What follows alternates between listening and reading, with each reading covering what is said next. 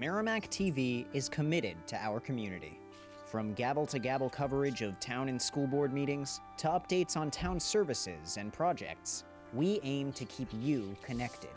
Good morning, I'm Kyle Fox, Public Works Director for the town of Merrimack. Hi, I'm Diane Trippett. I'm the town clerk tax collector for the town of Merrimack. I'm Captain Matt Tarleton with the Merrimack, New Hampshire Police Department. And keep the public informed of every motion. All those in favor signify by saying aye. Aye. And many moments, so you can be confident that we're here for you. Thanks for watching. Stay connected. Follow Merrimack TV on Facebook.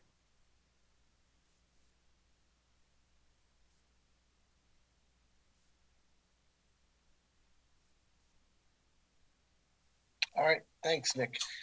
Okay, it's 6:35 and we're calling this meeting to order. This is the April 19th, 2021 meeting of the Merrimack Conservation Commission.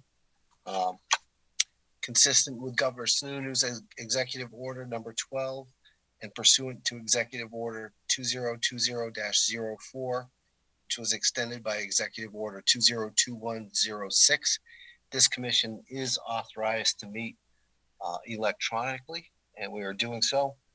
Before we get started, if each member could state for the record where they are, why they're participating remotely, and who else might be with them, and whether they can hear the audio, that would be good. I will go first. I'm Steve Perkins. I am participating remotely due to the COVID pandemic and precautions related to it. I can hear the audio, and I am participating from an office where I work. I'm alone in this building. Mike, would you like to go next? Hi, I'm Mike Boisvert, participating remotely due to COVID-19 concerns. I'm alone in this room, right now, and I can hear the audio just fine. Thank you. Gina? I'm Gina Rosati. I'm participating electronically from home. Attendance in person is not reasonably practical due to COVID-19. I'm alone in the room I'm in, and I can hear the proceedings. Thank you very much. Cindy? My name is Cindy Glenn. I'm participating electronically due to COVID. I am at home. I'm alone in the room, and I can hear the proceedings. Thank you, Cindy. We could hear you. You came in a little muffled. Oh, much better. Thank you. Thanks. Eric? My name is Eric Starr. I am participating at home. I am alone in this room, and I can hear everyone just fine. Thank you. And Mike Druin? I'm Mike Druin. I'm home. I'm participating remotely because of COVID, and there are no adults in the room besides me. Excellent. Thank you. Tim? Hi, I'm Tim Tenhave. I am participating electronically due to concerns of COVID-19. I can hear the proceedings very well, and I'm alone in this room. Excellent. Thank you very much. Members of the subcommittee will go ahead and do the same exercise with you once we get to you here. We have a pretty light agenda, so hopefully that'll be, that shouldn't be too long from now. Thank you for your patience. We do have a few statutory items too on the agenda that we have to get to first. Before we get to that, let's see, Mike Druin, would you sit in as a voting member tonight? Yes. Thank you. Tim, would you counsel me on this item? We don't have an ex officio right now. Do we have an alternate sitting as a voting member for that position? We have in the past, yes. Okay. Would you please sit in as a voting member tonight? Yeah. Thank you, Tim. Public comments. I don't see any hands up in the participant list for a public comment. Public hearings, we have none. Also, appointments. We do have one note here I'd like to cover. We have an open alternate seat.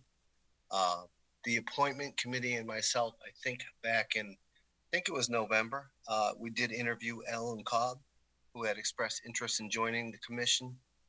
We didn't have an open seat at the time, because Mike Druin had just gone into one, and Eric Starr had just become a full member, or through some sequence of events. Anyhow, there is an open alternate seat yet.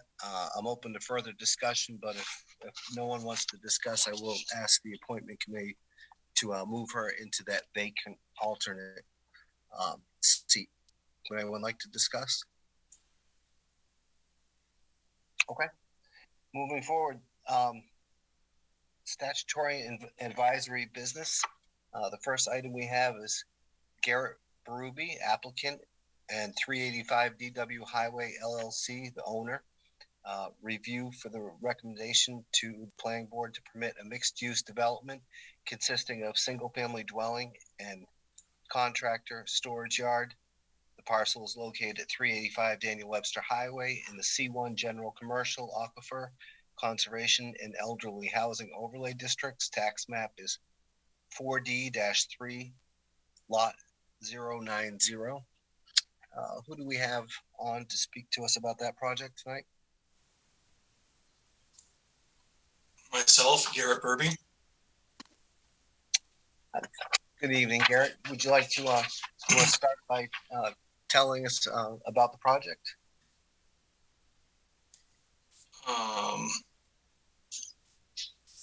There's really no project going on here. It's just a, I guess I don't really know what to say. It's just a formality. This one was kind of unique. We did get the paperwork. We got the proposal. We got the memo from the planning board. I think I understood it, but basically you're trying to just seeking a variance to bring it in line with its current use. Is that right? Yeah. Yeah, I guess the application was for mixed use, as was read, for residential single-family dwelling. That's so. I just happened to be on an aquifer district, so I guess my understanding of tonight was I was told a list of things that you guys were going to tell me what you needed me to do, as far as salting and sanding and fertilizer. Mm-hmm. Those types of things. I wasn't aware of, you guys, are you looking for something specific from me? What I'm trying to do?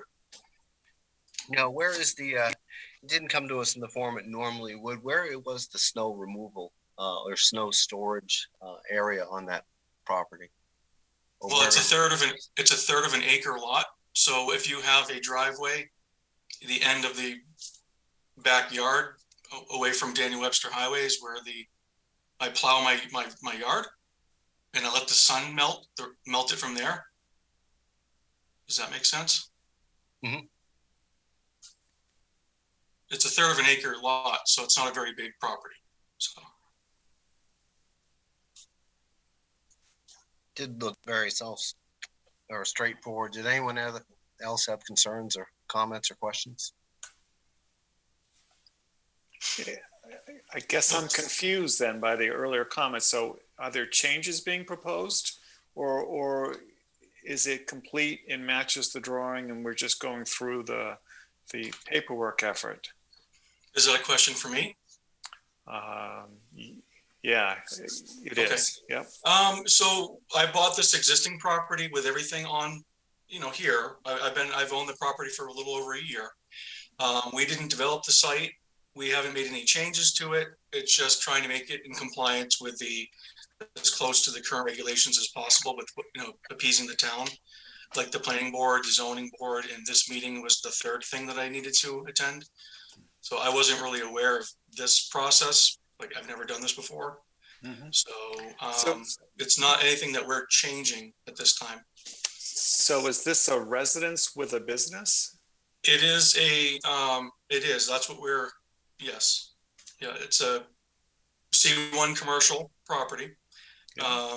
We are seeking approval for a single family dwelling. Eventually, if I sell the property, I'd like to sell it residentially. I don't think the planning board has resolved what we're doing here yet as far as the notes to the property, but I'm not looking to make any changes to the existing site, if that helps. Yeah, well, I'm trying to understand, are you running a business or a commercial entity from this site? Yeah, the heating and air conditioning company is here. Okay. It's an HVAC office, basically.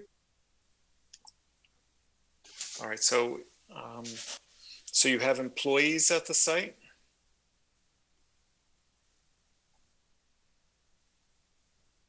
Yeah. Okay. And are you storing anything at the site? Besides vehicles? Yeah. You said HVAC. So do you have any? Are you keeping any tanks? Are you keeping supplies of any sort? My supplies are inside of our vehicles. We're not a manufacturing shop. We're not a distribution center. So our supplies come from a local vendor, and we would go to someone's home or office with those materials. We may have a delivery here in processing for handling material, like equipment. Yeah. But we're not really, we're not storing anything. Like I don't know what you're envisioning, but it's not tanks. I don't know what you mean by tanks. I know Freon or something. You say HVAC, so I don't know if you had any gases or something like that. Yeah, we do have that since we're licensed for that type of work. That's our trade. So those types of chemicals and things are in our vehicle. In your vehicle, okay. All right. I didn't know if you had outside storage of any sort or anything like that. We're working on that. We're trying to figure that out, but we're not at that point yet. But no, there's no outside storage for those types of products. Can I ask a question? In the paperwork, there's a memo. It's to Rhonda Fleming from Robert Price, but it's regards from you, Garrett. And the last paragraph says, in an effort to keep our site professional, orderly, and clean to public view, we erected a temporary shelter by Shelter Logic, no foundation, which is the only change we have made since our occupation, and is within setbacks to store our, quote, junk furnaces, boilers, and AC equipment, unquote, until safely processed and disposed. So is that something that's just going on the bare ground and could possibly have Freon in it that could leak into the ground? No, that's not possible. So how can you just walk me through how what this is that the junk furnaces, boilers, and AC equipment is, and what it's going to be on? So if I take your furnace or your air conditioning system from your home, that doesn't come to our office. Typically, it would go to a scrap yard. If we have to process, like break down, if we're at a residential site, we're pulling the Freon out on site. So we have to store, recover refrigerant into a cylinder.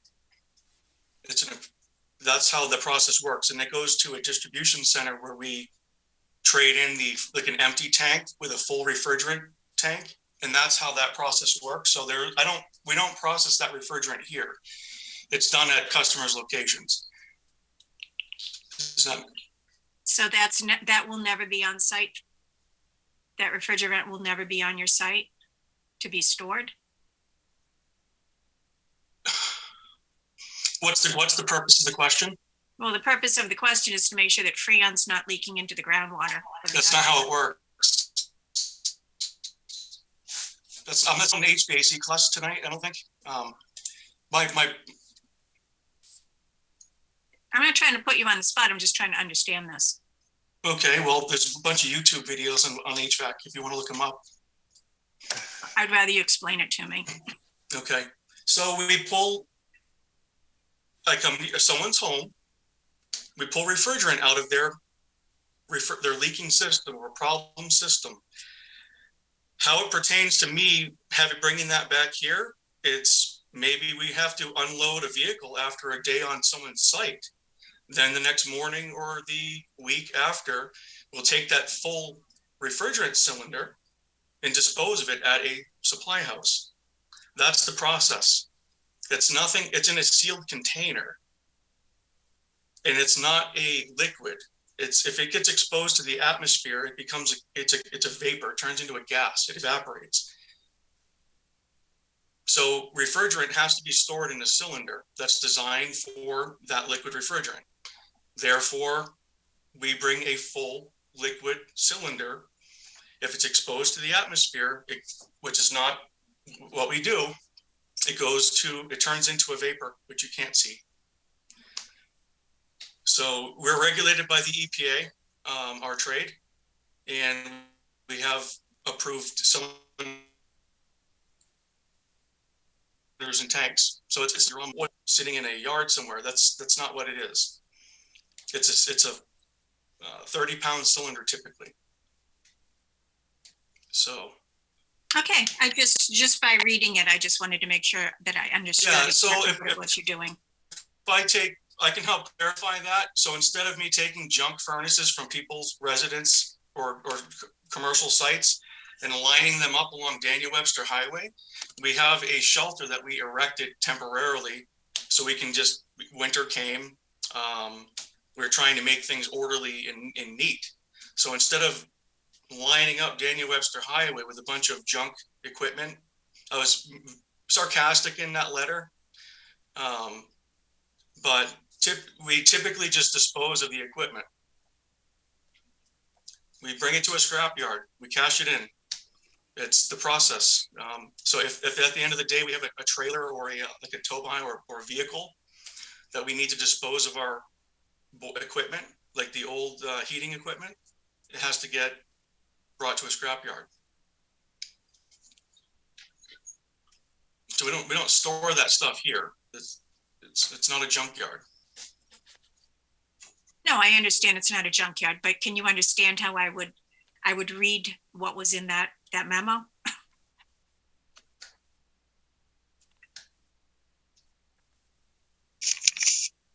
So Garrett, is it the same with like used oils and stuff? Like when you're taking the oil burners out of the boilers, is there any storage at all of used oil? No, we're not an oil company. No, we don't touch oil, sir. We don't touch oil systems, so we don't work on oil burners.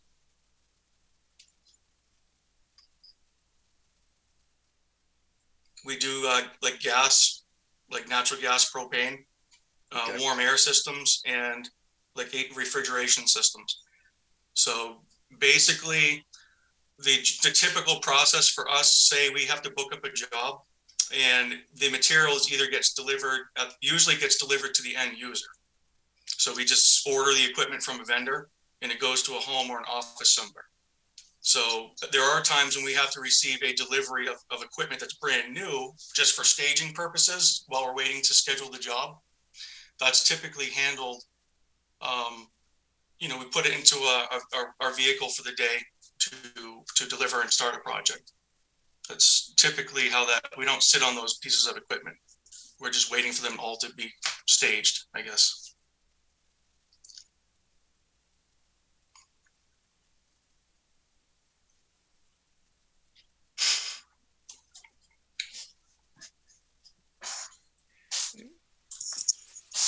Are the parking spaces currently paved, or is that a dirt gravel situation? There's pavement on the lot.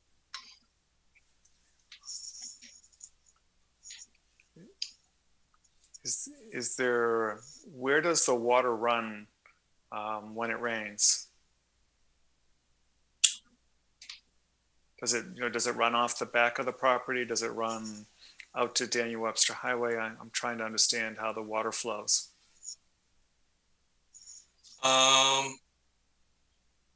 I believe it goes down towards Wright Ave. The lot is pretty flat. And the front yard, Daniel Webster Highway, anything that's from the driveway sloping towards DW Highway, but it's also sloping towards Wright Ave. I'm kind of on like a berm or a banking. My backyard drops off 30 feet to the abutter. 35 feet. I sit above them quite a bit. Yeah. But there's like a berm at the top of at the rear of my yard. It goes up like this, and then it slopes down. So there is no runoff from my property into the neighboring yard. So okay. Does that help? Yeah, that does help. Yep. To the north of me, over this wall here, we're on the same plane. So there's a lawn there between the two properties. So there's no real drop off there. It's just kind of Wright Ave. And this, like, I don't know how they slope the high, Daniel Webster's kind of curved. So it's just culverted or whatnot. Okay, so do you intend to use sanding and salting for winter conditions? No. Yeah, I just have a plow on my pickup truck. That's it. And I don't.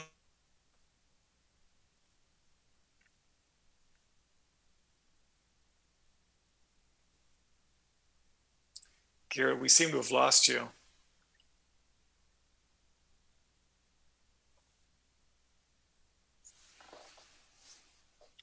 He's not muted. Garrett, can you hear us?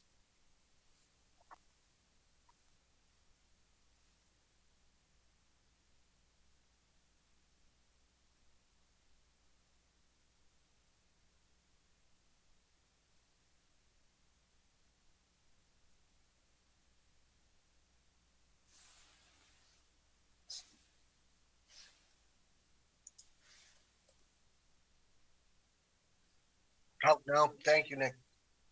Yeah, looks like he dropped.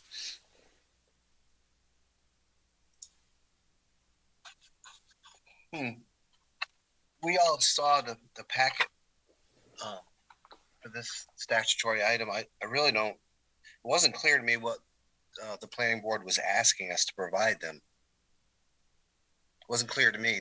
Did anyone understand that more clearly?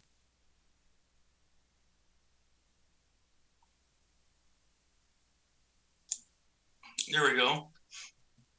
Am I back? Yep. Sorry about that. I don't know what happened. Where did we lose you? You were talking about. You were saying that you have a plow on your truck? Yeah. For the snow? Yeah. So I plow the yard. I don't salt or sand.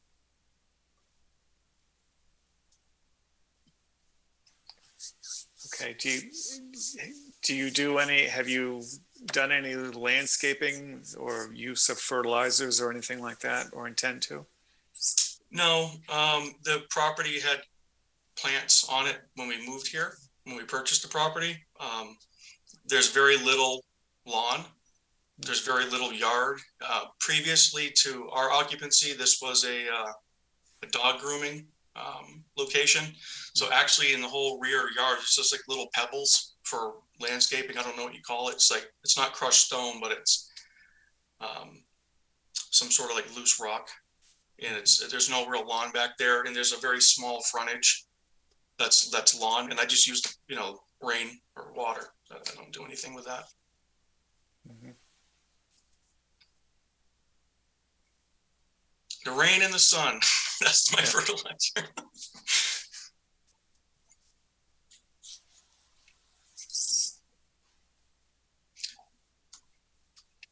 Anyone else have anything for Garrett? Again, I guess that Gina, I think we really had to ask the planning board what it is they were looking for on this. Robert Price doesn't know what he's looking for on this. This is just a ridiculous process that I have to go through just to satisfy the planning board, zoning board, whatever we need to come up with for an agreement. If you had stipulations or whatnot, that's my assumption on this meeting tonight. The major concerns here were salting, sanding, fertilizer, those types of things. I can't imagine what else there would be. It's just, The structure, the shed, temporary storage shed, you said that did not have a basement? No. It's basically a tarp building. Shelter Logic is the brand. Shelter Logic, don't they probably make those?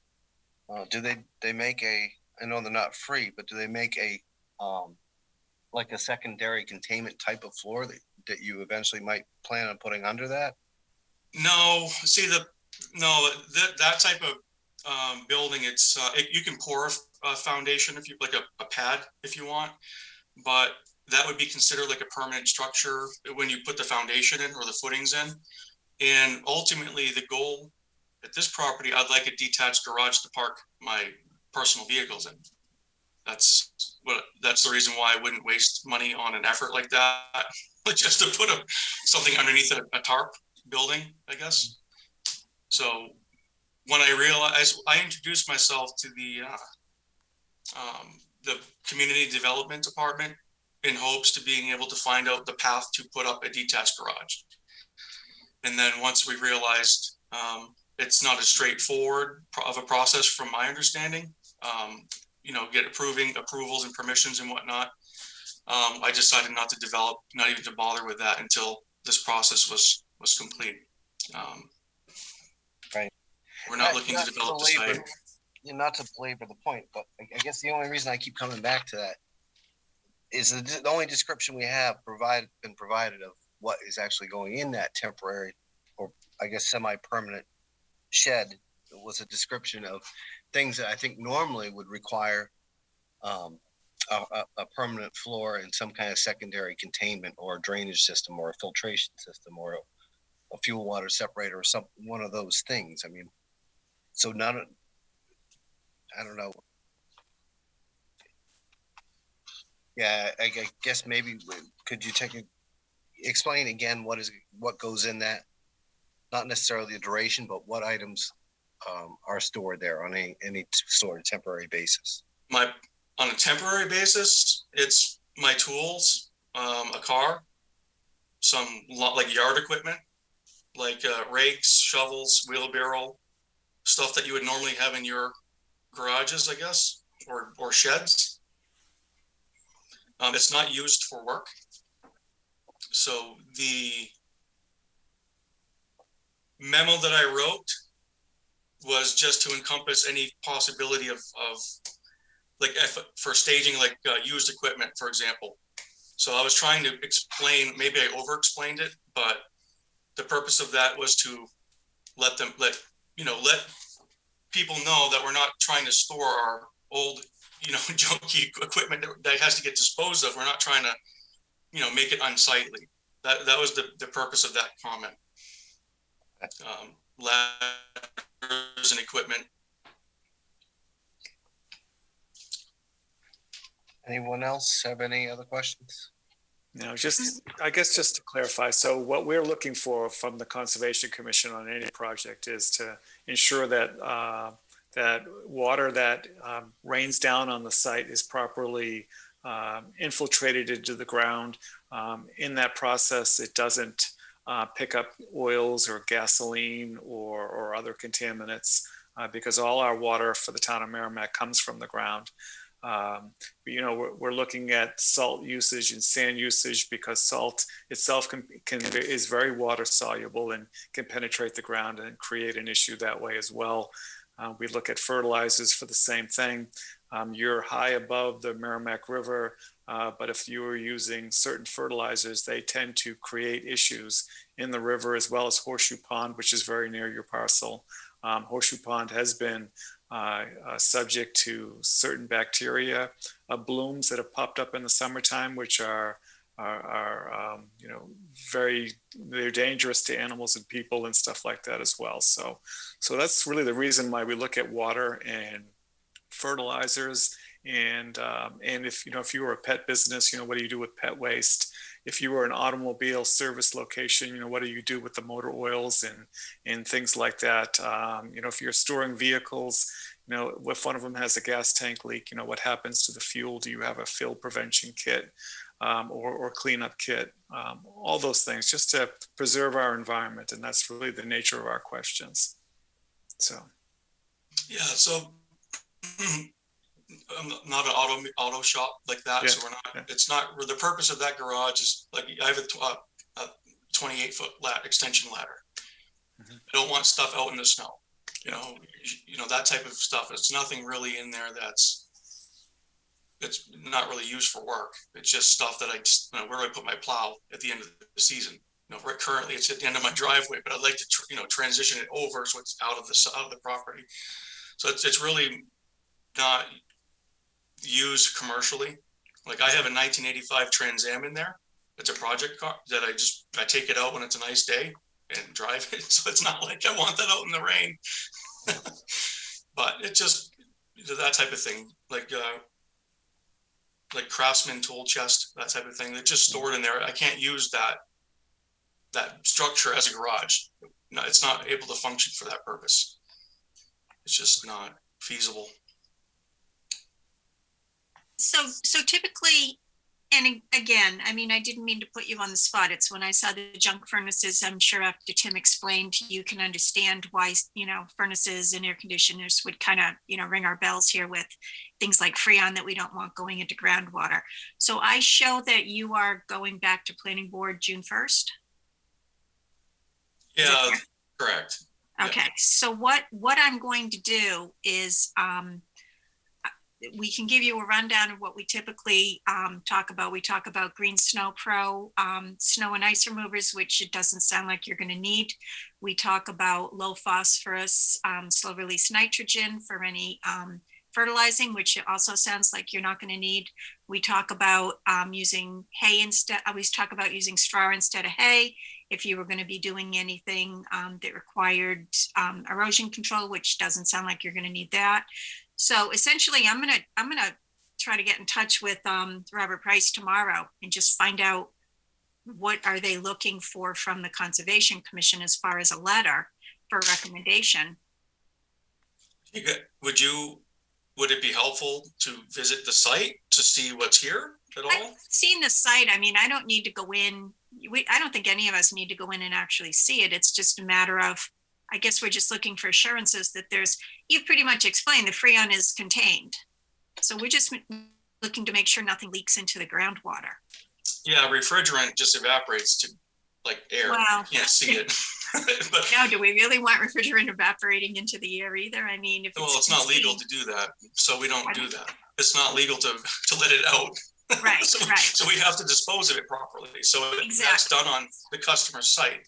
So if the tank, they have a life cycle, you go through the whole process, and it's not something that I don't store used customers' refrigerant on site. It's just not, it's a waste of space. Yeah, so like my supplies and our materials are in our service vehicles. So that's pretty much it. Yeah, we just want to know there's no contaminants that are going to leak into the groundwater. Sure. Okay, so, yeah, definitely no chance of that. All right. So Steve, do you want me to get in touch with Robert and see what he's looking for? Yeah, maybe we can tackle that together. Okay. Okay. Well, thank you, Garrett. Thanks for coming tonight, and thank you for your time. Do I conclude the meeting here? Yep, we're good with you. We're not concluding. We're driving on. We've got someone after you. All right. Enjoy your night. Okay. Thank you. Second item, final item up for statutory business is the Merrimack Christmas Tree Farm LLC is the applicant. Linda Raymond is the owner. It's a review for recommendation to the planning board to permit a Christmas tree farm and supporting nursery use infrastructure. The parcels are located at 105 and 107 Turkey Hill Road in the R1 residential by soils and aquifer conservation districts. Tax map is 4C, lots 229 and 229-01. We'll go ahead and tell us, say your name for the record. Excellent. Good evening, Matt Peterson with Keach Nordstrom Associates, here representing the owners for the Merrimack Christmas Tree Farm. Can you guys see my screen? We can. Okay, so it's nice and easy here. This parcel, so Linda Raymond and her husband lived here for quite some time. Her husband passed away. She's still at this house here. This is their parcel that kind of runs up and around and back down and then comes back up this way and back around. So obviously they had done some logging and stuff like that over the years because it's kind of nice to find. You can see where the property is in relation to the surrounding neighborhood. Now, what we did is we were in front of you a couple months ago with this just being a residential subdivision. We cut out this lot here, this 8.6 acre lot. We had proposed the house basically up in this location here. We had shown a driveway coming across, had some common access points. And our client came to us and wanted to buy it to do a Christmas tree farm. And I thought he was out of his mind and nobody would support it. And so we went to a conceptual hearing with the planning board first, and every single neighbor loved it better than putting a house up there. I was completely blown away. So we went to the zoning board to get a variance, because to do what we want to do down here for basically 5 weeks out of the year, required a variance on a residential property. We obtained that variance. We have gone to the planning board next and had one hearing with them. We are back on with them on May 4th for hopefully final approval for a Christmas tree farm. And what that would entail is, as I said, up in this location here that's kind of cross-hatched, all the way down into this location here, we'd be proposing the Christmas tree farm. It would be taken down in about 1 acre type pods every year or so. Take about 4 to 6 years before he can sell trees out of here. As he continues to go through here, he's working with all the New Hampshire colleges and stuff like that, and the programs that are out there. They're a younger couple. I thought they'd be on tonight. I don't see them right here now. They've got a couple young kids, and this is kind of their dream to teach them how to utilize the land and have something to be proud of and stuff like that. So what we're here in front of you is, as I said, the front area here, we're proposing a gravel and paved entrance just for the apron coming in. Again, this use is November to December 25th. It's not a year-round use, so pretty minuscule. We're also proposing this to be gravel at this location here. I've got one detention basin infiltration pond up front, and then a second one with an outlet structure in the back here.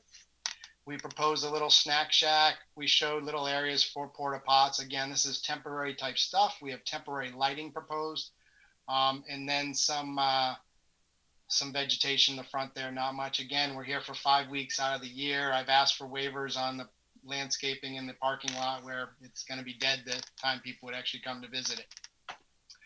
Kind of give you an idea, this is the Christmas tree farm in Litchfield. They were actually looking to purchase this, I think, as well a few weeks ago. I think that's gone by the wayside. But just to give you kind of an idea what they do look like. There's another one out in Deering that I biked by the other day, last Sunday, that rolls with the hills, which was really nice as well, which is kind of what ours is along the lines of. And then just to kind of give you a set through the plan set. Obviously we have some trees, just a couple little pockets of trees here that need to come down for that parking area that's there. As I said, explained earlier, we propose a little gravel parking area here. Linda would still be able to come in and access her house through this location here. We have a high point in the gravel about this location here. That part drains to this here. And then we have another one that drains up here. We did 2 test bits in this location. We just did those about a month ago or so, a month and a half ago. Every point of discharge on the site reduces pre to post, except one location. To get site distance for this entrance right here, we have to cut the trees right here. And when you cut trees, as you know, they collect about 25% of the rain coming down. Once I put grass here, there's physically no way for me to do anything there. I'm not paving it or anything like that. It's going to go back to grass. But to obtain site distance, it goes from 0.30 to 0.52. Again, pretty minuscule numbers that we're talking about up in the front here. As far as ComCom, I did my homework on the landscaping plan by putting a note on sheet 4 that actually outlined sorry, hold on, jumping around here, right here. We have the only low phosphate, slow release fertilizers. However, if you went through my plan set, I found that we had a reference here on note 3 that I would be willing to remove in place of the note that's on sheet 4 there. So that's kind of what we're looking to do here. We do not have to go to the back half and permit the trees based on RSA's 3421 agricultural land. They actually encourage people to go about this type of a development and make it so that it's feasible for them. They're spending about $15,000 to $20,000 with us permitting this and going through what we have to do. But if we had to go through AOT or alteration of terrain for this whole back piece, it would probably be $50,000 plus. but we are not required to do that because we're agricultural. And it's an interesting use. It's something I've learned a lot over the last 3 months here and what they're allowed to do and not do. As far as one other thing, you guys, as far as what they type of practices, it'll be free of pesticides type of stuff is what they're doing. Again, they're working with UNH Extension and the Conservation, New Hampshire Conservation Commission. By year 7, I guess it was a little off, is when they hope to have some of the mature trees there. And then lighting and drainage we talked about there. But, again, it's a neat use that I learned a lot about, like I said, over the last couple months. And I'll take your input and try and answer your comments and go from there. Thank you. I just had one question. I think I did see that the plan called for, it said there was on-site septic and town water, and I assume that's for the home. What would the snack shack? I saw the portable toilets, but would the snack shack also feed into that septic? No, that's a mistake on me. That's a note that's carried over from the subdivision when it was a residential single-family home, and it would have on-site septic and well at the road. So we were just having porta pots for the snack shack. Again, it's only for 5 weeks at the time, so we're not tying that into a septic system. The only thing that would have a septic is Linda's house would stay on it. So. Okay.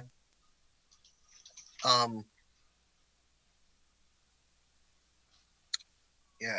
And one other thing, I did see in note 23 on page 2. It was great. It referenced Green Snow Pro certified, but 2 below it on note 25.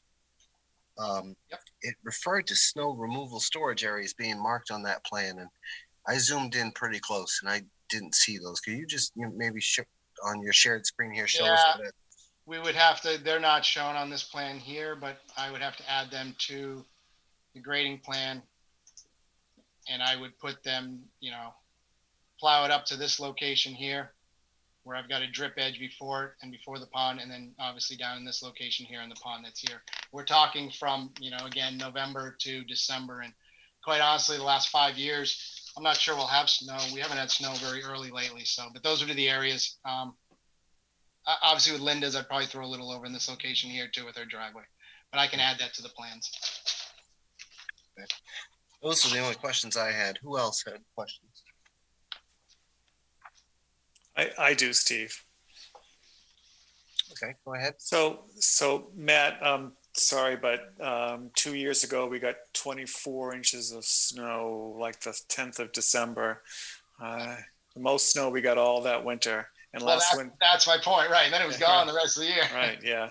And last winter we got like 12 inches on like the 12th of December, but which would be during the period, but that's neither here nor there. And it did disappear before Christmas this past year as well. So my question's around the wetlands. So there's wetlands designated, and it looks like a wetland scientist did their work.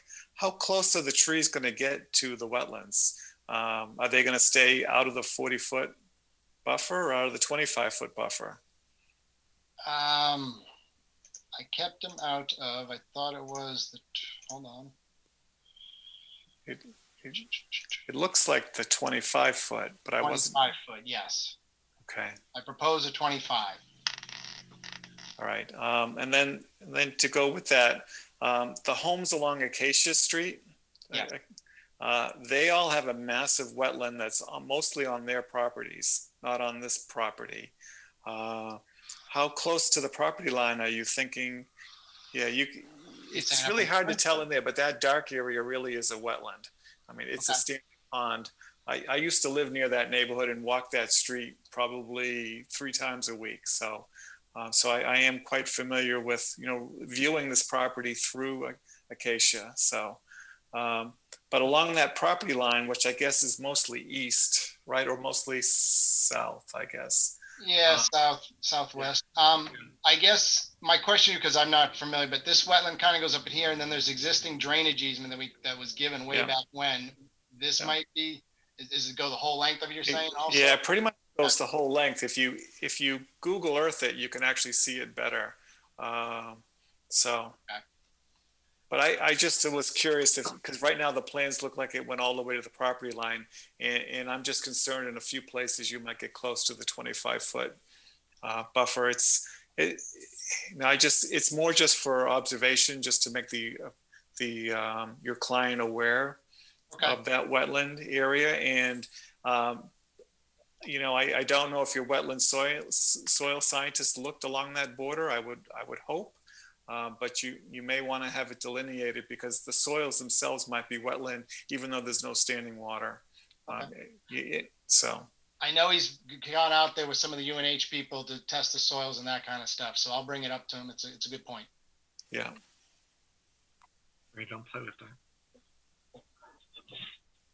That's all I had, Steve. Thank you, Tim. And anyone else? If you really wanted to capture my thought, really just to ensure that common border with the homes on Acacia, we're not too close to any wetlands. That's all. Kids, you're loud. All right, you're playing on the bed. Get off. You're big boom bomb, Mike.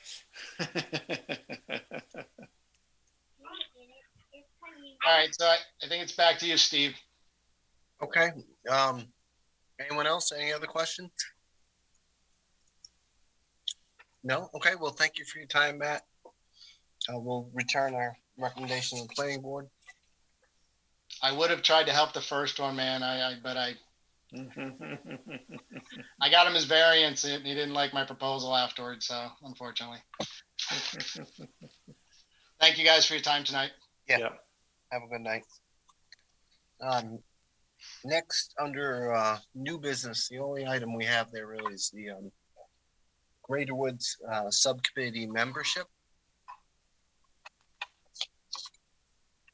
Gina, did you want to talk to us about that? I can talk if you want, Gina.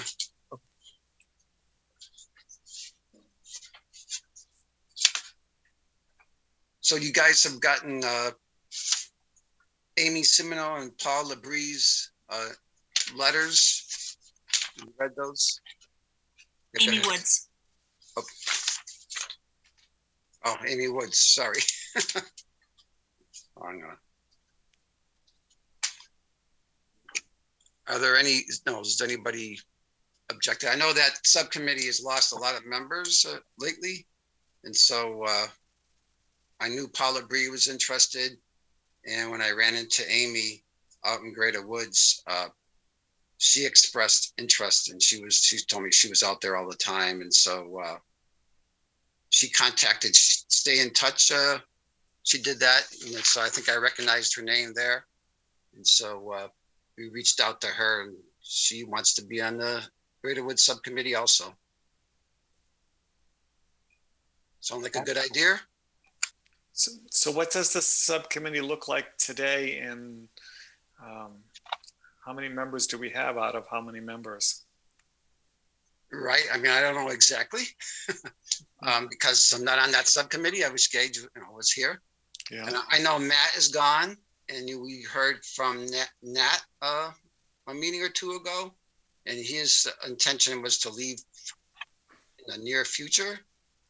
And I know there was a resignation sometime in the last year.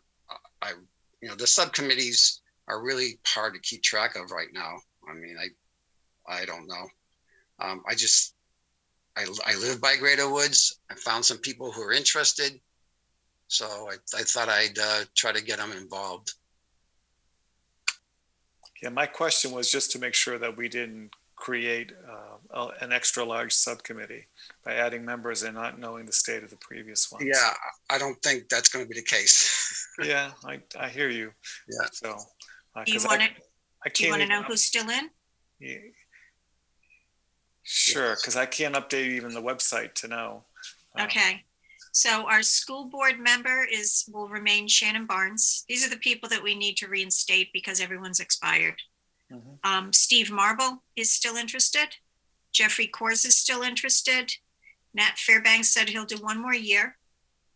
Gage will still be the ex officio, and he's not here to say no. So Gage is still the ex officio.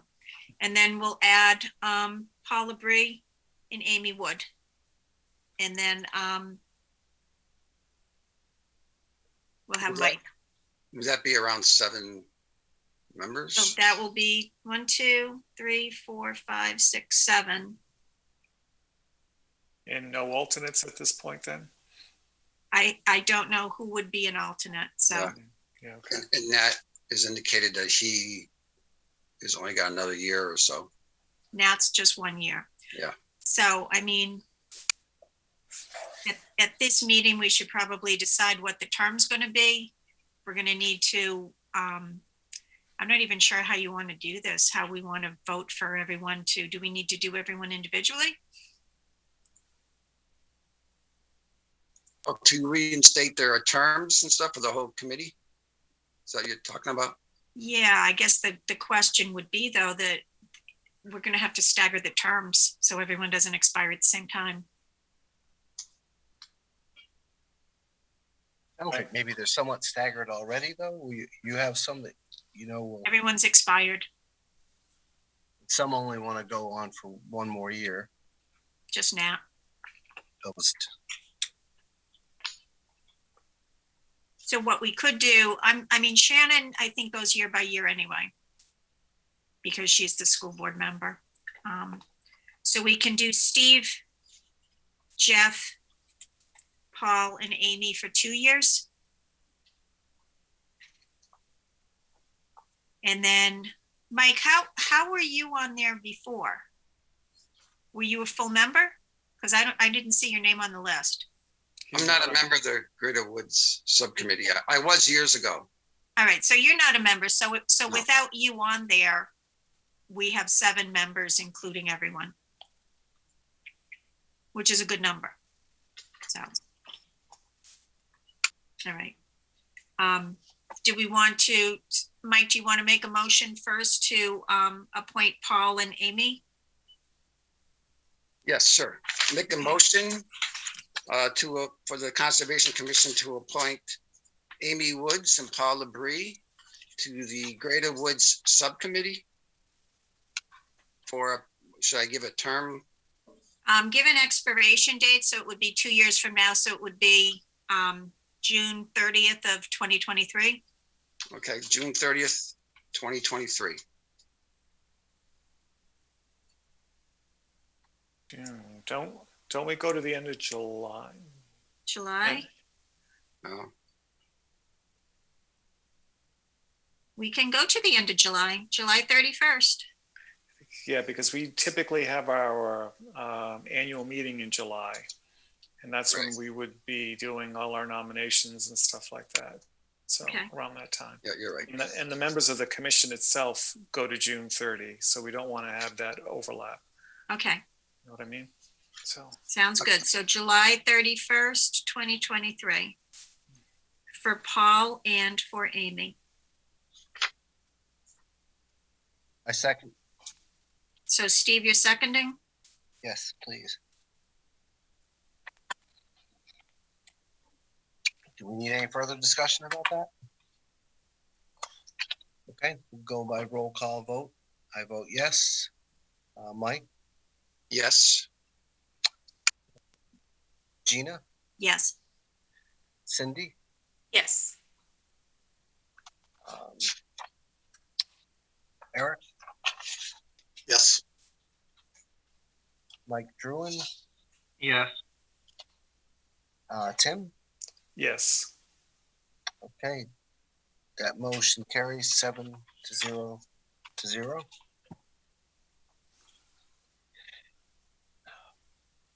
We don't have any other items under new business. Do we want to reinstate all the other members? Yes. Can we do that tonight, or do we have to put it as a separate agenda item? We're talking about Greater Woods Subcommittee membership, so I would think we can do it tonight. Don doesn't have the motion on the cheat sheet, but I'll just make it the same. I'll make the motion and we'll make it the same as Excellent. I'm gonna make everyone, and we're gonna put them, do we want to just make everyone 1 year and then next year we'll go back? Just for the sake of making things very easy? Yeah, it works for me. Okay. All right. So I'm going to make a motion to appoint the following as full members of the Greater Woods Subcommittee for the terms to expire July 31st, 2022. And that would be for Steve Marble, Jeffrey Coors, Nat Fairbanks, with Shannon Barnes as the school board member and Gage Perry as the Conservation Commission ex officio.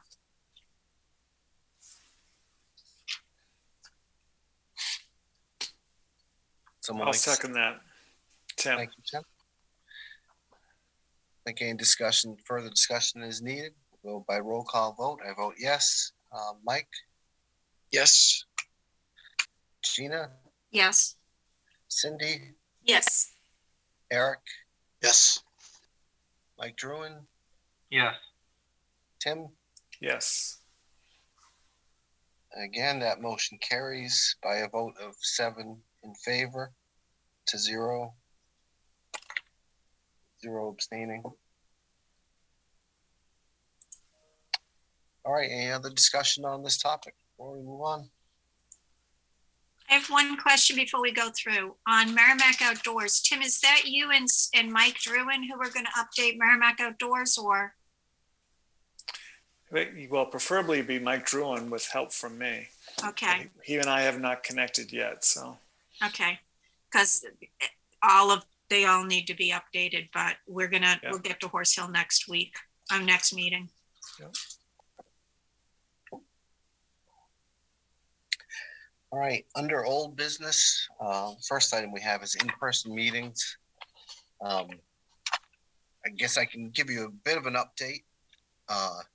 Then we can field any questions or discussion after that. I did reach out immediately after our last meeting and asked what hurdles need to be cleared, not only for us to meet in person, but also for the subcommittees to meet in person.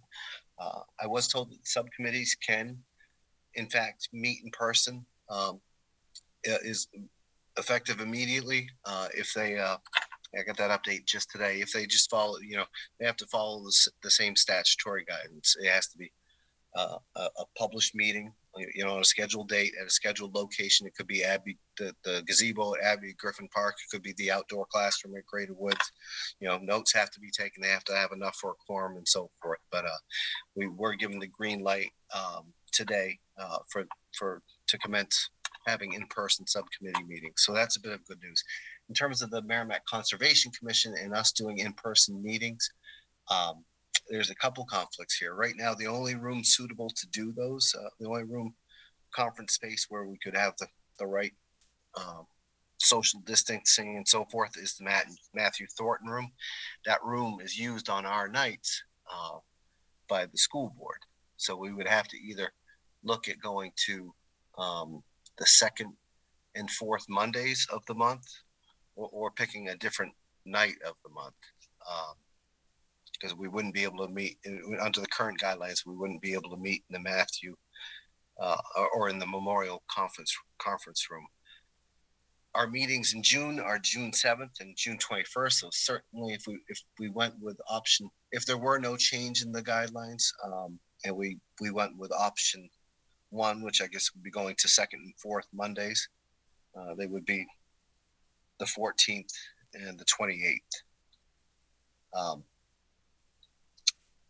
But then again, I don't know, things could change. But then if we looked at making July our first in-person meeting, which probably may make a little more sense, I guess there's a greater possibility things would have changed by then. And we might be able to use the Memorial Conference room. So that's what I know. That's the update. Would anyone like to discuss? Mike Druin? Can you avoid the library trustee meeting days, please? Because I'm a library trustee and I like coming here. Yeah, I'll be honest, I don't know what days those are, but yeah, if you want to shoot me an email,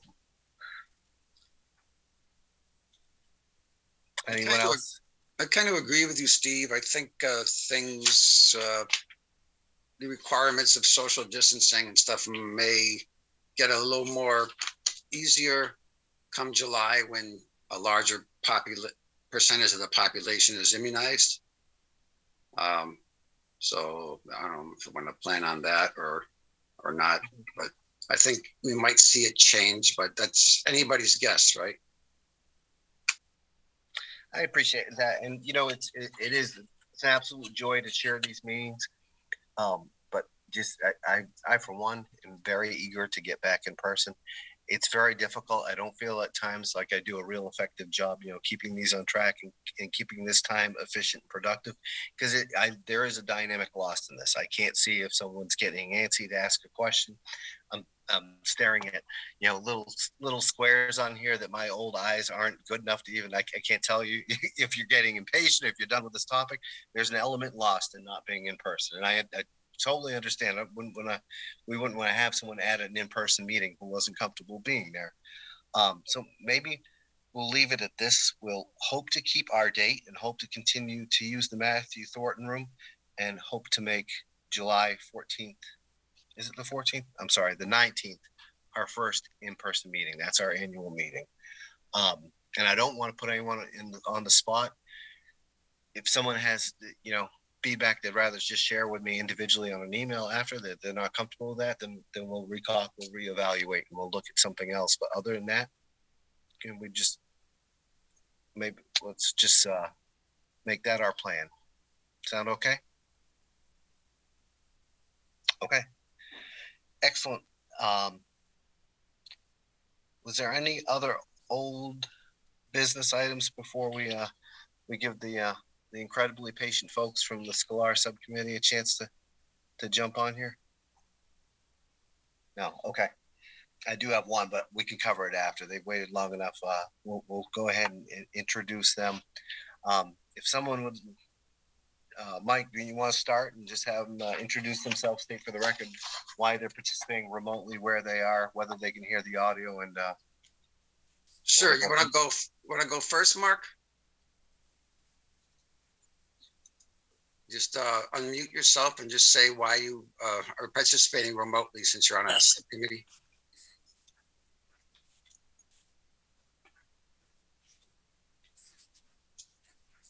You're still muted. Bottom left, you can unmute.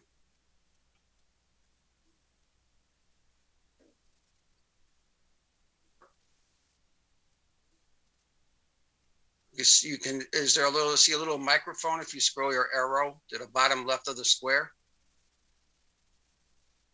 And you can unmute that. There we go. Got it. Yeah. Okay. Hi, everyone. Mark Twodowski. How you doing? Excellent. Yeah, I'm more than delighted to serve on the subcommittee for the Skylar property. It's I met Mike, you know, a few years ago, and we've been down there, down by the Merrimack for a few years working at it, and it just seems like we're making headway, slow, but little by little we're getting there. It's a beautiful piece of property, and I'm always anxious to participate in what I can do to help out. So Steve, are they required to do the why they're participating virtually? We should, Mark. It's a formality, but if you don't mind, just say for the record, you know, your name. I'm participating remotely because of COVID precautions, and I'm at my home alone in this room. Yes. So. Yeah, Mark Twodowski. I am participating remotely due to COVID-19 concerns, and I am alone in this room. I'm at my office building. Okay, Tom, you want to go next? Sure. I'm Tom Martinson. I am also participating remotely because of COVID, and I'm in this room alone. And I'm volunteering for the Sklar committee because I spent quite a bit of time out in Greater Woods with Mike, and he said that they were looking for some people that they needed to serve on this committee, and I said, sure, I can do that. So here I am. Right.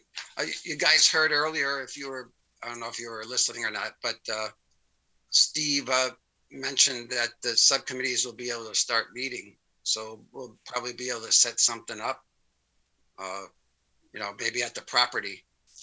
But we're just going to have to take notes. It's going to have to be official and stuff if we have a quorum. And maybe we can, lay out a trail sometime and see what the problems we got to overcome there, which are many. Yeah. So I do have this before. I have one bit of news. So I try to contact Fish and Game to see if they were interested in giving some funds along with the town to make a boat ramp, improve that boat ramp there and the access and all that. And they've been down that road before. And, they're really not interested in that site because of the low underpass there. It's the Merrimack River. They want to be able to put big boats in there if they're going to invest any funds. And they don't see that site accommodating large boats.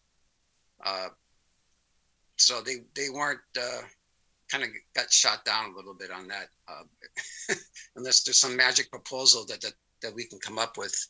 But so maybe we should concentrate on just getting a parking lot down there, maybe by the kiosk, and improving the road a little bit, and maybe improving the turn in a little bit down the road. So, Mike, do you want to add anything? Mike Jewin? Yeah.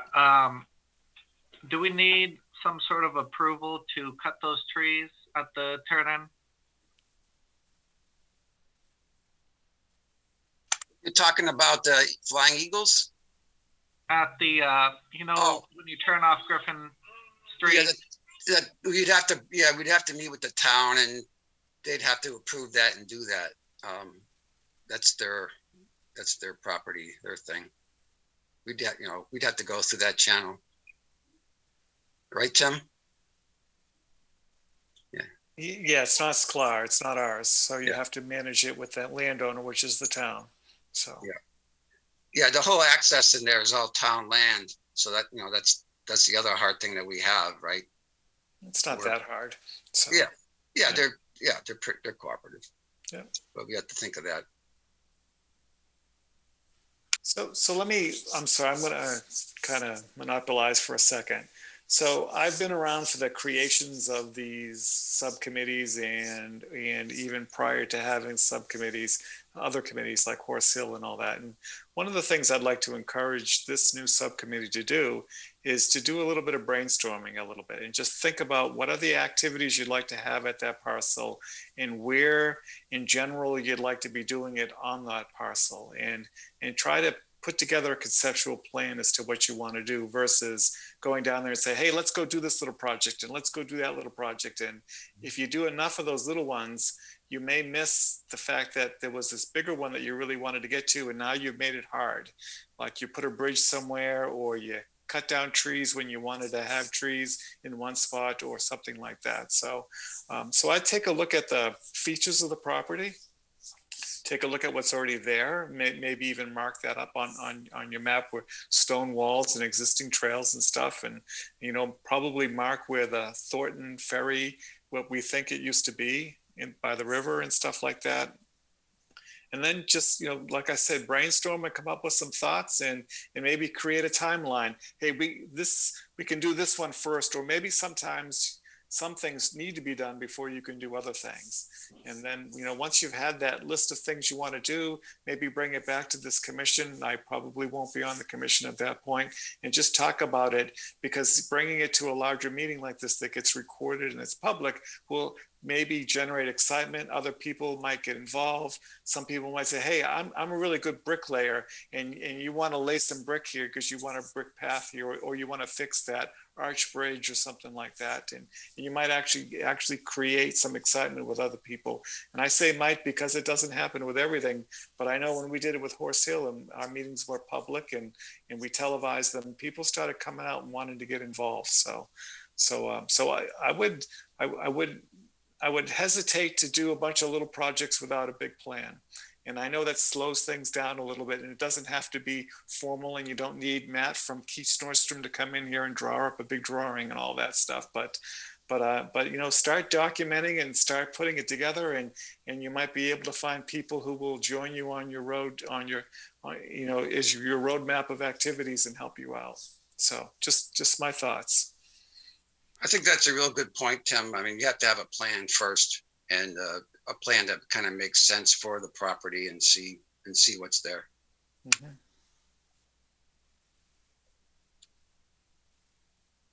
It's a brilliant property. I love that little parcel down there. Don't get there very often. So, and it's really cool to see it from the river too. So sometime take a kayak out and take a run down the river and see it from that perspective. So yeah, and the big challenge is too the off-road vehicles that are going through there and stuff, and possible nighttime activities in the future. So I know that's. Have you run, Mike? Did you have that? Was there that walk this weekend with the rain and the high water? Since it was raining, I postponed it. Yeah, I thought that'd be the case. Well, those things are good to get people to see the property, and yeah, it's a good thing. I think we lost Mark. Oh yeah. It's too bad. I wanted to make sure we thanked him again for all the work he's done down there, moving the boulders around and everything. He must be that humble that he jumped off. He saw that coming. So two things. One thing is, I think once we get more hikers down there, it might dissuade the ATV riders. And the other thing too is, has the subcommittee talked about that nice little stone bridge and kind of working on that at all? Or I know the trails are probably your biggest. You've thought about that? Go ahead, Mike. The subcommittee hasn't met yet. Okay. We haven't been able to. Okay. Mike, did you? All right. Well, first thing, have we actually held the vote to confirm its members yet? We haven't had oh yes, we've hit the membership, yes, but not any of the officers, which we can do when we meet. Also, can we schedule a meeting day at this meeting right now for an in-person meeting?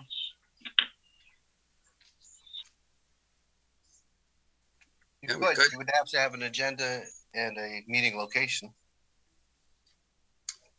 So why don't we come up with that? You need to make sure that you copy Sharon on correspondence, because she'll send the memo out to everyone. Yeah. With copies to Conservation Commission. I know Anita's got a couple of days she can't make, and I would think it'd be beneficial to try to have the meeting at the property. Because there may even be a member or two who hasn't even seen the property yet.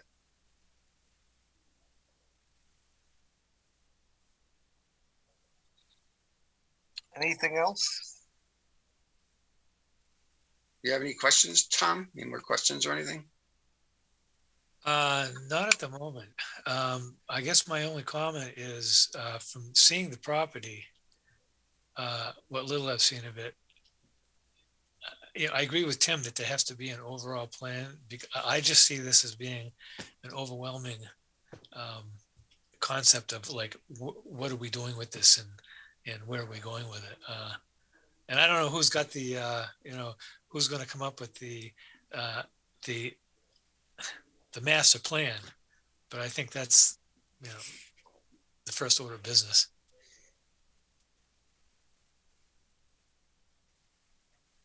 Yeah, and you could certainly do trail cleanups of existing trails and stuff like that along the way in order to encourage people to come out and have those walk times and activities already identified and promote them, because that will generate excitement. We did that with Horse Hill back in 2002 when we got started. First thing we started doing was doing walks, and we did them pretty much every weekend for about a month or so, and then we did targeted activities. So it does help.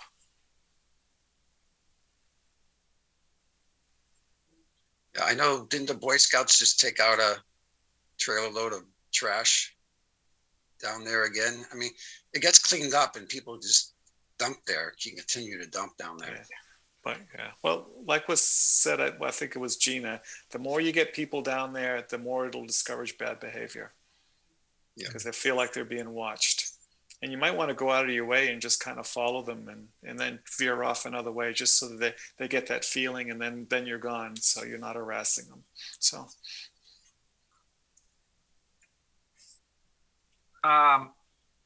Does anyone have any of those you're on camera signs laying around?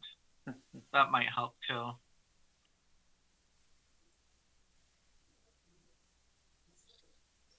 Well, anything else for this this combined subcommittee meeting? Yeah, nice to meet you, Tom. Nice to meet you, Tom. Thank you for your patience and thanks for joining us tonight. Thanks, Tom. Okay, thank you. All right.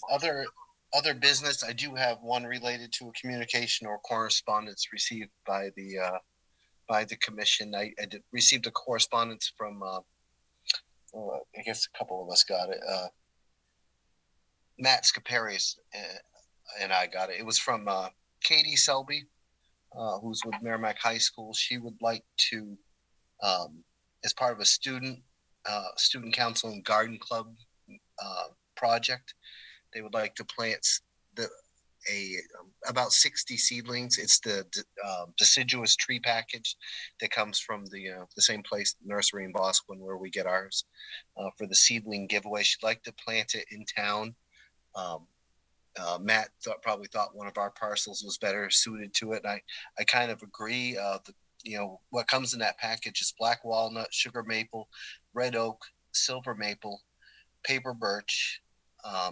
And again, I think that the nursery will adjust those if they run out or something. But she was looking for a recommendation, and I'd like to get something back to her tonight, although I don't have a lot of great ideas for what parcels would be better. I was going to include in the recommendation that she try to look for, slopes in areas where she could plant these to help reduce erosion. But does anyone have a great idea? Or should I just offer up all the parcels, or is there a particular area where you think there might be a stronger need than in other areas? I think there are about 60 seedlings in that package.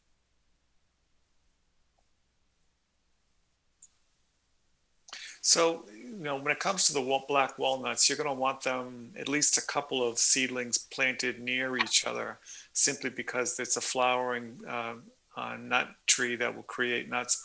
And I'm not a botanist, so I don't know for sure, but it might need to have more than one flowering tree around it in order for it to bear fruit. I don't know exactly. Someone might have to look into that. So the other ones that you mentioned, I think are mostly, black walnut I think is native anyways, but not common. I think the others are much more common, and they would be covered by whatever, by the other ones that are already at site. So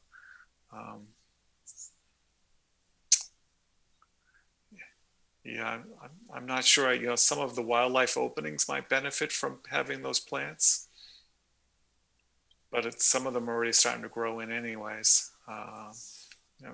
Gina, Wildcat Falls, where the fire was, there's probably some opportunities there, near the power lines. It's easy access, easy to get to.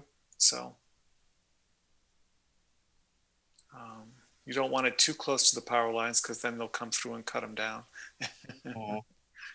So,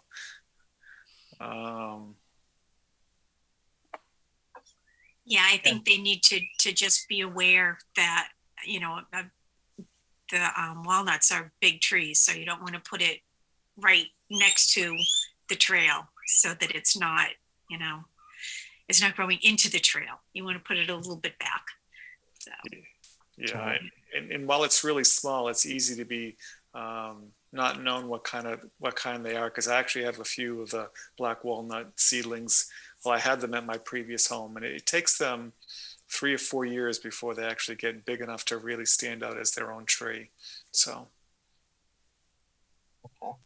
besides that, you think they're a twig, basically. But I would suggest, Steve, our larger, more common properties, because they have easy access. So. Yeah, you could certainly put some of those in that fire the fire place from Wildcat, because the wildflowers didn't take. Yeah. I have a thought for that, but that's for another time. So Steve's smiling because I talked to him about that today. Anyone else? And the reason I want to get this back to her, I'd like to send this tonight, is because she's aware that this happens every year at the nursery. They run out of some of these Right. items. Not to mention they're running out of days in the school year too, and they really want to get this thing done. So yeah, I'm just not a tree expert, so I appreciate it. I wrote down all these notes. I'll just type up a quick email tonight and send it back to her. And thank her for her interest in planting these seedlings, and tell her not to plant them directly under the power lines. Yeah.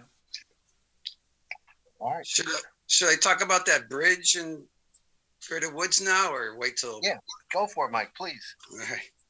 So you guys saw the picture, right? I don't know how many of you are familiar with the stick bridge, but it was a log-based bridge with sticks across it, and there's a stream running through there. It's kind of looks like a fairyland in the spring. It's kind of it was a cool bridge, but there's increased bike traffic through there now, and the bridge is just in shatters. And Matt used to maintain it.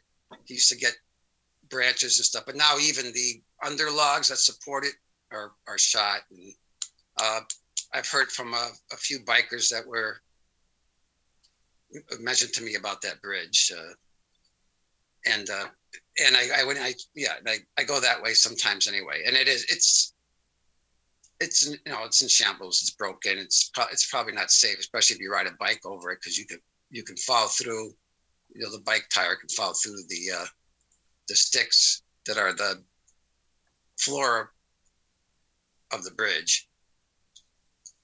So I suppose I could ask Matt if the bike club is interested in taking that on, and if they're not, then it's a good subcommittee project, but the subcommittee is not really rolling, and the bridge is in bad shape. Is it a good scout project? It'd be a great scout project, but how long would that take? Yeah, a while. Yeah, I mean, it's in bad shape. It's like 16 feet long, the area that it has to go over. It's not just, so and it's a ways in, so it's like 3/4 of a mile. So all this material would have to be hauled in 3/4 of a mile to get to the site. So is that all right? You want me to ask Matt if the bike club wants to take it on? That would be great. But and then if he says no, we can figure out what to do from there. I mean, sure, you can ask him. I guess my question is, if he says no, what's our game plan for that, as far as how do we pay for it? And well, then we'd have to. Where do we get the supplies? I know nothing about bridge building, so. Oh, Mike does. Yeah. Mike? Didn't we get a bunch of that plastic fake decking a while ago? I think just the cross pieces that would be what you would ride on or walk on, So yeah, I think Gage has a bunch of that. I don't know how much, but there might be enough of that. But we'd still need the heavy stuff to bring in. The 16-foot long supports underneath or whatever.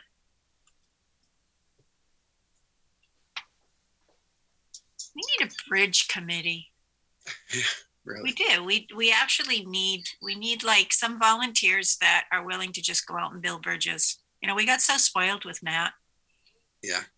I mean, part of me would love to have a Facebook page, because it seems like on Facebook pages, there's, so many people on there. And I know most of you are not on Facebook, but, I see Parks and Rec has one, and when they need stuff, all of these people come out of the woodwork because they're all on Facebook. So it's kind of hard to rally the people without, being able to reach out to them. That's a conversation for another day. Yeah, Greater Woods needs a bunch of signs too. It'd be great if we had like a standard, and we'll need them at Scalar and lots of places. If we had like a standard size and kind of sign that kind of looked nice, and if we had someone who was a volunteer that was talented, we could supply them the material and they could route signs and paint them. It'd be great for something like that too. Mike, yeah, Mike.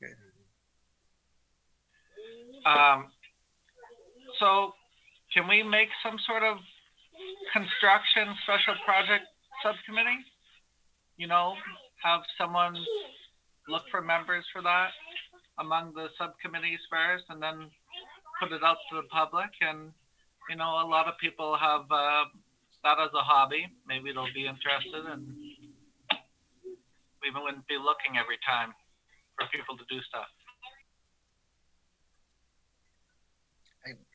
We can do anything. Some part of me feels like people that really are interested or have a passion for being involved in these properties are probably already on our subcommittees. I'm not overly optimistic that we'd find a lot of talented craftsmen who would want to sign up for a subcommittee that goes into the woods to build bridges.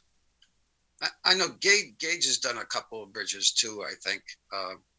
And you know, you just need a bunch of volunteers to bring the stuff in. And isn't it easier to organize that sort of engagement around an individual project? I think we probably could find a few people willing to go in and rebuild the stick bridge if we had someone put that together as a project. Yeah, I mean, then that's what the subcommittees are for too.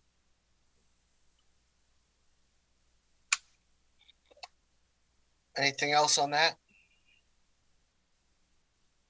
No, Eric, you had something. I didn't write down the details. I just wrote your name. Yeah, so for subcommittee updates, I tried to contact the members of the Horse Hill Nature Preserve subcommittee. So right now, as far as we know, there are 4 members of the subcommittee. It's Bruce Peterson, Lynn Wentz, Mark Gagnon, and Timothy Adams. I introduced myself this past week, and I've spoken to a few of them, plus a few former members.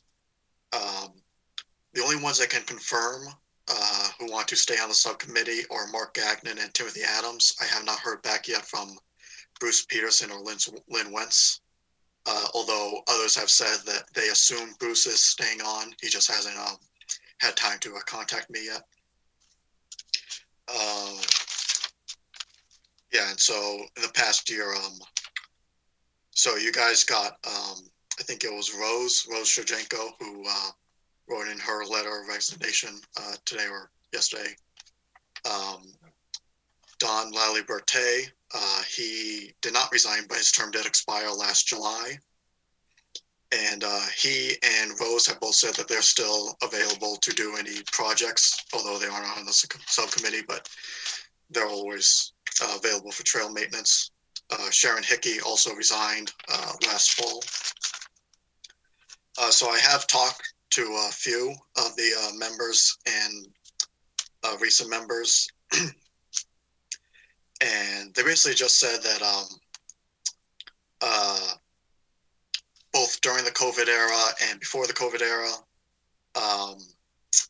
they felt that the subcommittee was becoming sort of irrelevant.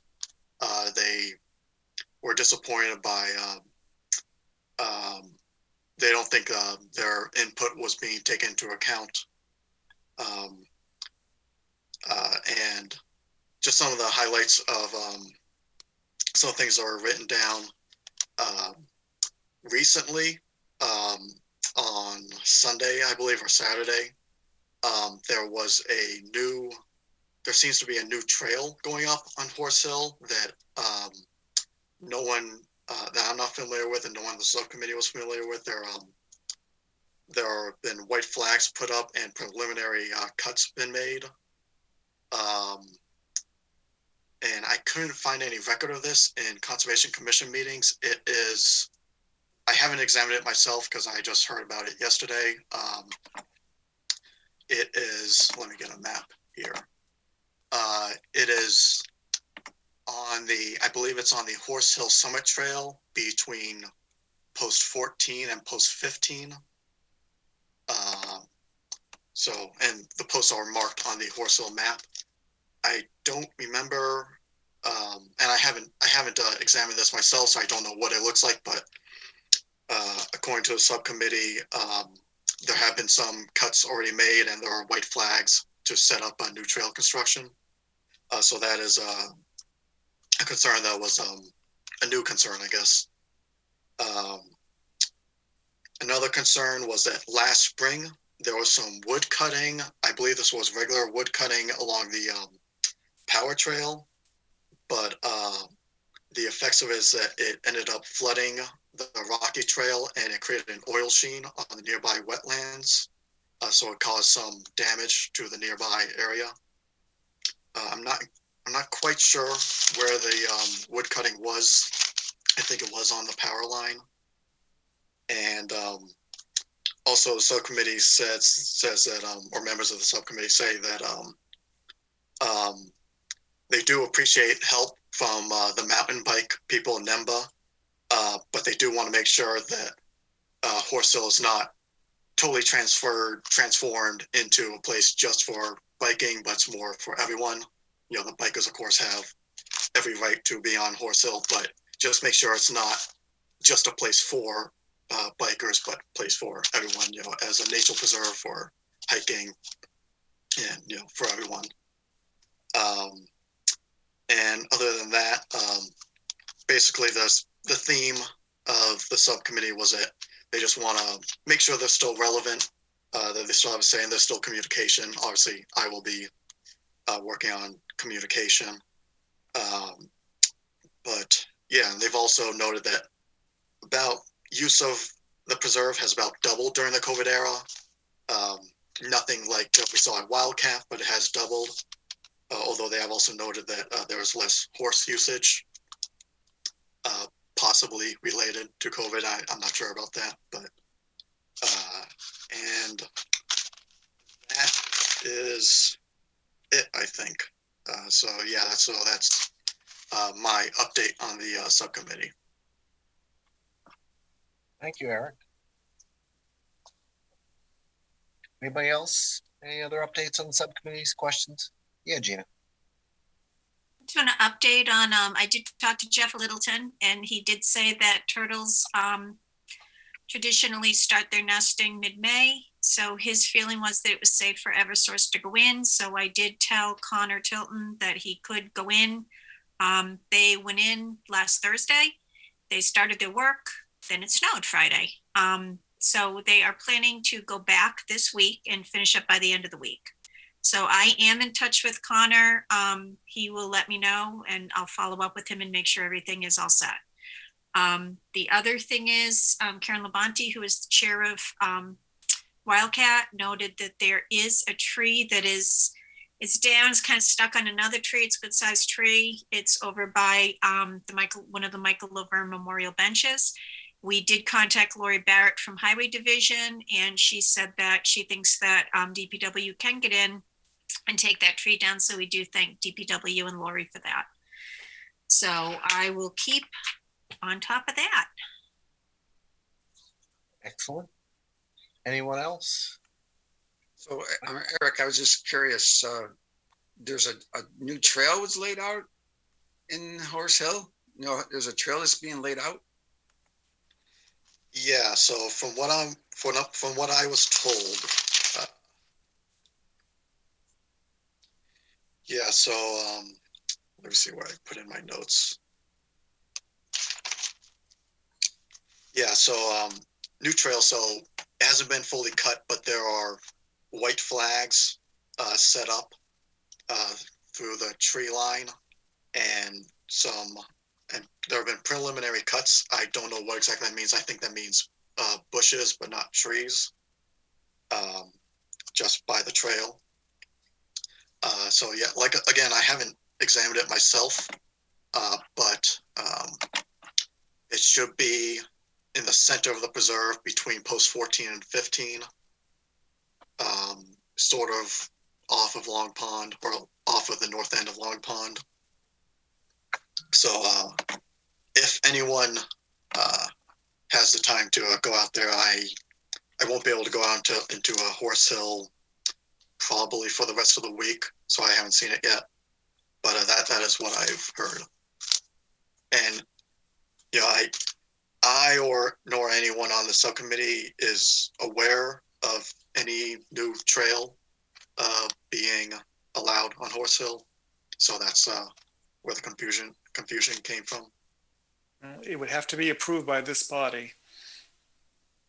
And it hasn't been. So that's trespass. Someone's trespassing. Someone's liable for damage of town property. That's a misdemeanor offense, I think. So someone should be made aware that they're doing something illegally. So that would be a police report if you want to get a real stickler versus just telling them to cut it out. So I think Gage and I were, I think we were in that area. Well, it feels like it was just a month ago, but I guess it was in January when we were cleaning out the duck boxes. Pretty sure we got up to those posts. That was a while ago. Yeah, I guess it was, wasn't it? January, yeah. I haven't gotten around much since then, so feels like yesterday. Does anyone think they'll be out there to confirm this before?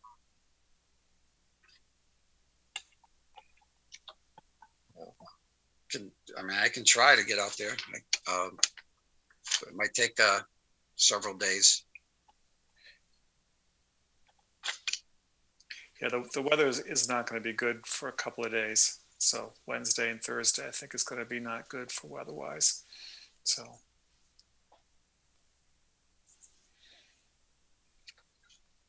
All right. Anyone else? Okay, that brings us to a presentation of the minutes.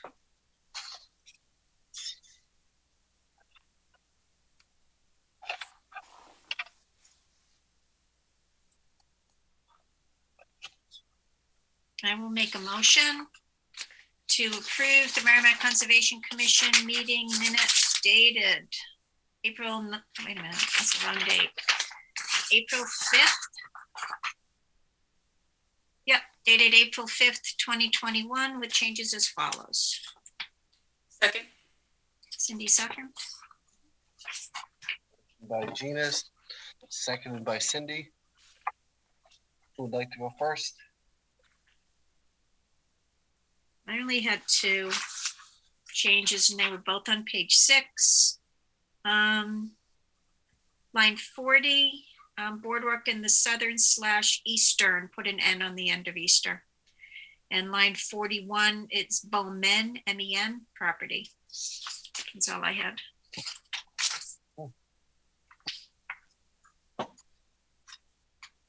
Anyone else find anything?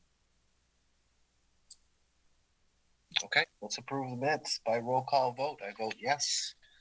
Mike? Yes. Gina? Yes. Cindy? Yes. Eric? Yes. Mike Druin? Yes. Tim? Yes.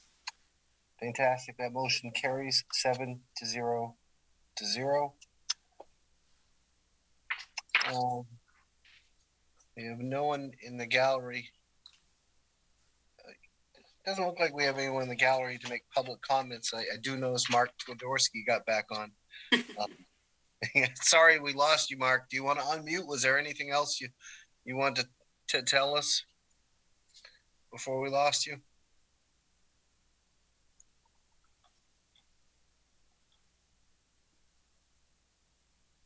think he had problems unmuting before. Nick, are you able to unmute him? I might be able to.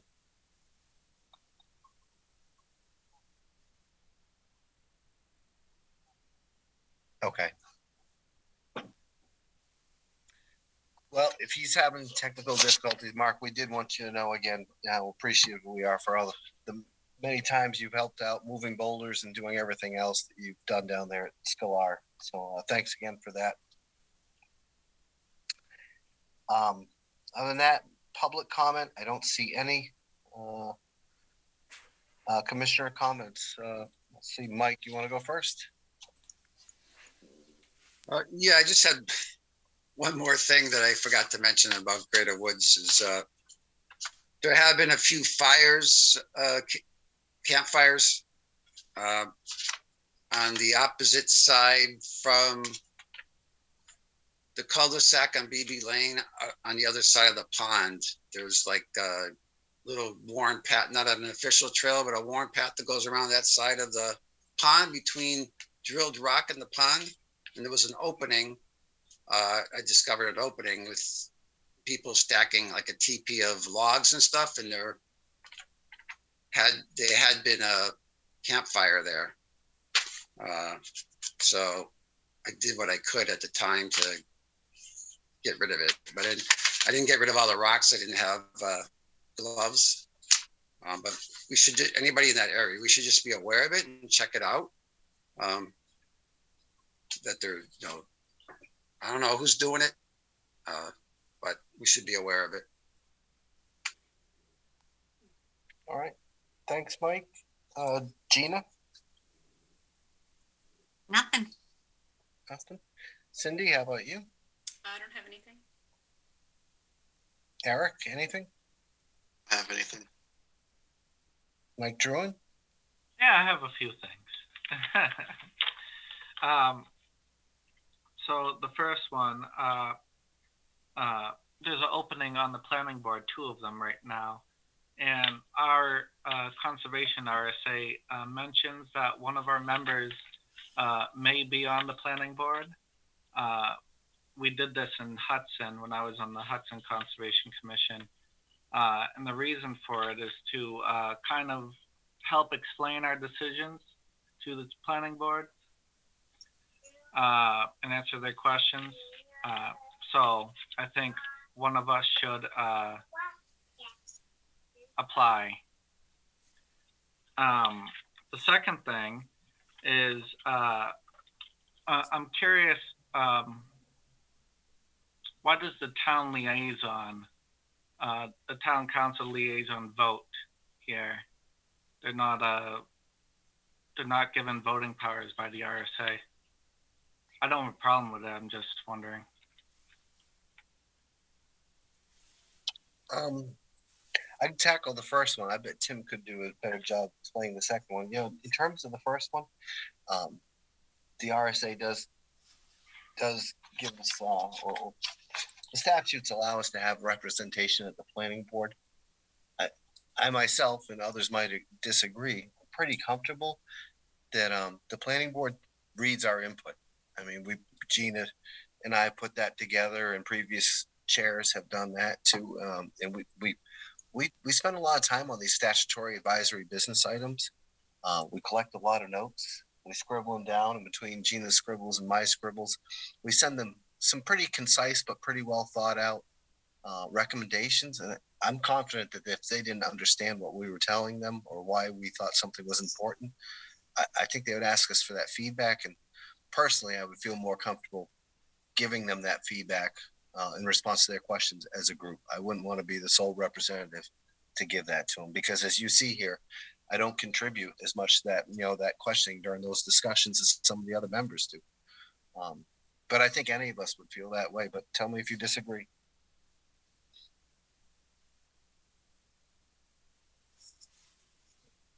No? Does anyone want to answer his second question? Not sure where you say that members of the town council can't vote. Where did you see that? I'm not saying they can't vote. I'm saying there's nothing that says they're a voting member. Yeah, so the RSA doesn't, but the town charter does. Oh, okay. So take a look at the town charter. Anything else, Mike? No. Tim? No, I'm delinquent on it. I'm trying to do a little special project on the percent of open space in our town. And Gina's been kind enough to remind me about it. I took a slightly different path and created a project for myself, which was always fun. But I think it might be good at our next meeting to agenda the results of Tim's open space land project or land categorizing project for our next meeting, and I can provide what I've been able to dig into.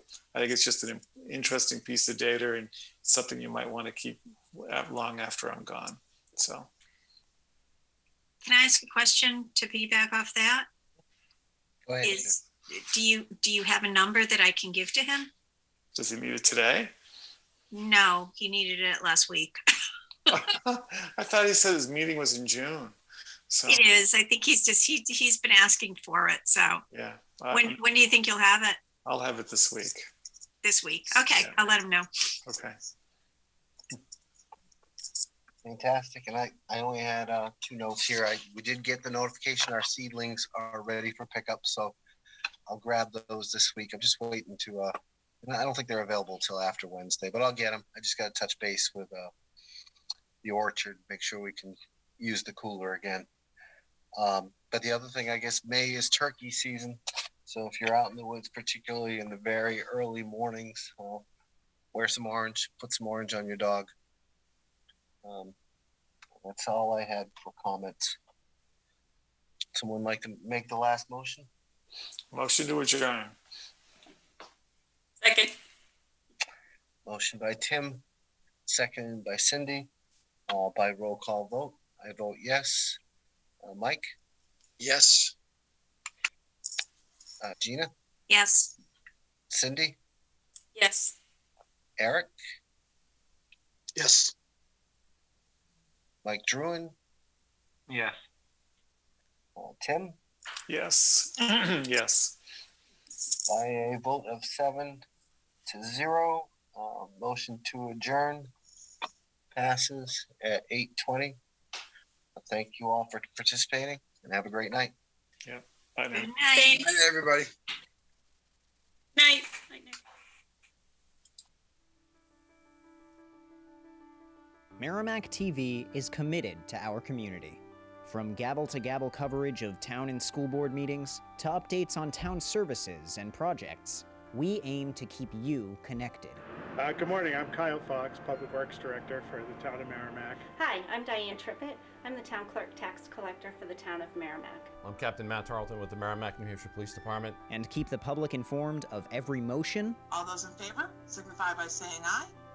Aye. And many moments, so you can be confident that we're here for you. Thanks for watching. Stay connected. Follow Merrimack TV on Facebook.